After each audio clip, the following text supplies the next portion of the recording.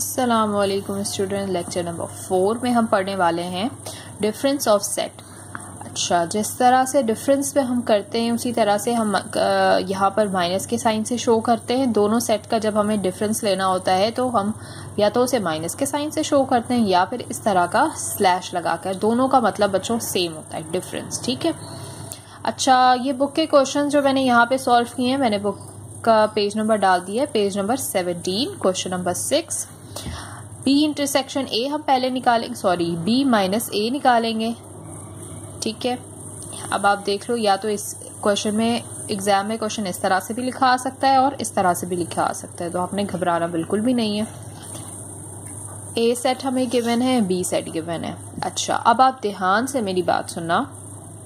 Difference में हम करते क्या है, डिफरेंस में जो दोनों सेट के जो कॉमन एलिमेंट्स होते हैं उनको काट दिया जाता है या उन्हें नहीं लिखा जाता है। ठीक है। तो फिर लिखते क्या है, जो दोनों सेट में कॉमन एलिमेंट्स होते हैं उसे हम क्रॉस कर देते हैं और फिर फर्स्ट सेट में जो चीज़ें रह जाती हैं वो लिखते हैं। ठीक है, ध्यान से इस बात को सुनना है। फर्स्ट सेट में जो चीज़ें रह जाती हैं, जो चीज़ें बच जाती हैं, remaining elements from first set is to be written. Okay, या मैंने लिख भी दिया आप लोगों की आसानी के लिए। दोनों सेट्स में जो एक जैसे एलिमेंट्स होते हैं उन्हें क्रॉस कर दिया जाता है, फिर फर्स्ट सेट में जो एलिमेंट्स बच जाएंगे उन्हें हम आंसर में लिखेंगे। ओके, अब देखो इस क्वेश्चन को फिर सॉल्व करना बहुत आसान हो गया। बी माइनस ए हमने करना है तो बी लिखा, माइनस का साइन लगाया और सेट ए के सारे एलिमेंट्स या सेट ए हमने पूरा उतार दिया।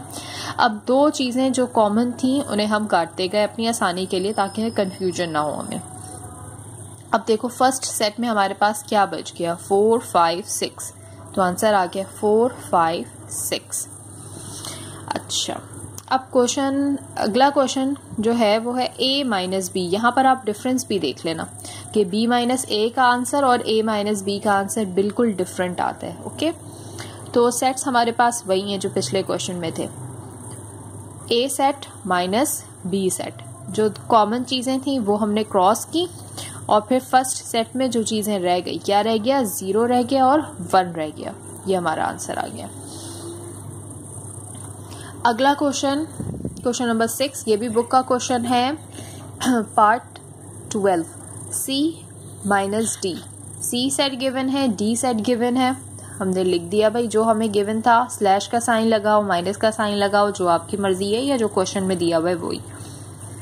जो चीज़ें कॉमन थी उसे हम क्रॉस करते गए और फिर जो चीज़ें फर्स्ट सेट में बच गई वो हमने लिख दी। क्या बचा फर्स्ट सेट में, 5 और 7, तो ये देखो 5 और 7, ये हमारा आंसर आ गया। क्वेश्चन नंबर 7, डी सेट और सी सेट हमें मालूम करना है। डी माइनस सी, नंबर 10 है ये। ठीक है, क्वेश्चन नंबर 7 का पार्ट 10 है। सॉल्व किया हमने, क्या हमारे पास आया, अब देखो दोनों सेट में से कुछ भी कॉमन नहीं था। ठीक है, तो अब जो फर्स्ट सेट में है वो एज इट इज हमने उतार दिया। अगर कुछ कॉमन ना हो तो फिर हम तो नहीं लेंगे ना कुछ भी कॉमन, कुछ क्रॉस ही नहीं होगा, जो फर्स्ट सेट में बच जाएगा वही हमारा आंसर हो जाएगा। अच्छा बच्चों, ये कुछ एक्स्ट्रा क्वेश्चंस मैंने लिखे हैं ताकि मजीद आप लोगों का जो कॉन्सेप्ट है वो क्लियर हो जाए, या एग्जाम में इस तरह के अगर क्वेश्चन आ जाए, टेस्ट में क्वेश्चन आ जाए तो फिर आप घबराओ नहीं। देखो क्या है, ए हमारे पास है 1 4 6 और बी हमारे पास है 0 1 2 3 4 5 6। ठीक है, हमने निकालना है ए माइनस बी, तो सेट ए लिखा, स्लैश लगाया, सेट बी लिखा। अच्छा, अब कॉमन चीज़ों को हमने, कॉमन एलिमेंट्स को काटते जाना है। 1 को क्रॉस किया, 4 को क्रॉस किया, 6 को क्रॉस किया। अब आप देखिए फर्स्ट सेट में क्या बचा, कुछ भी नहीं बचा, तो हम इसको किस तरह से लिखेंगे, नल सेट लिखेंगे। ठीक है, यानी सिर्फ कर्ली ब्रैकेट बना दो, या फिर आप नल सेट की एक और रिप्रेजेंटेशन होती है, कर्ली ब्रैकेट बनाकर अंदर 0 लिखो और उसे क्रॉस लगा दो। ठीक है, ये हमारा आंसर हो गया। एक और देख लीजिए, अगर हमारे पास नल सेट गिवन हो क्वेश्चन में और दूसरा जो सेट है वो कुछ भी हो, first x is equals to null set and y is equals to 1 4 5 8, और हमें बोला जा रहा है निकालो x माइनस वाई, तो हमने क्या किया, null set minus Y set.